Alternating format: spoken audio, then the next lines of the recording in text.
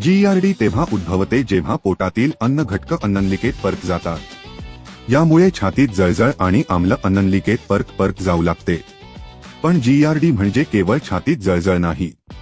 यामुळे गिळण्यास त्रास होणे, दीर्घकालीन घसा खवखवणे, हिरड्यांना सूज, घोगरा आवाज किंवा दंतक्षरण देखील होऊ शकते. तर जीआरडी का होतो? जीआरडीच्या कारणांमध्ये भरपूर प्रमाणात जेवणे, लठ्ठपणा, धूम्रपान, मद्यपान, रात्री उशिरा खाणे, तणाव आणि काही औषधे यांचा समावेश होतो.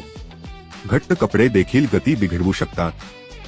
परंतु चांगली बातमी अशी आहे की जीआरडी व्यवस्थापित केली जाऊ शकते. कमी प्रमाणात खा. जेवल्यानंतर लगेच झोपणे टाळा.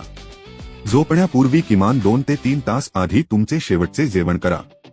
जर अन्न आम्ल परत वर येत असल्यास झोपेत अडथळा येत असेल तर तुमच्या अंथरुणाची डोक्याजवळील बाजू वर करा. चरबीयुक्त, मसालेदार पदार्थ, कॉफी आणि शीतपेये यांचे सेवन कमी करा. आणि विसरू नका, धूम्रपान सोडणे आणि मद्यपान मर्यादित करणे ही शक्तिशाली पावले आहेत. तुम्हाला खालील लक्षणे असल्यास तुमच्या डॉक्टरांचा सल्ला घ्या.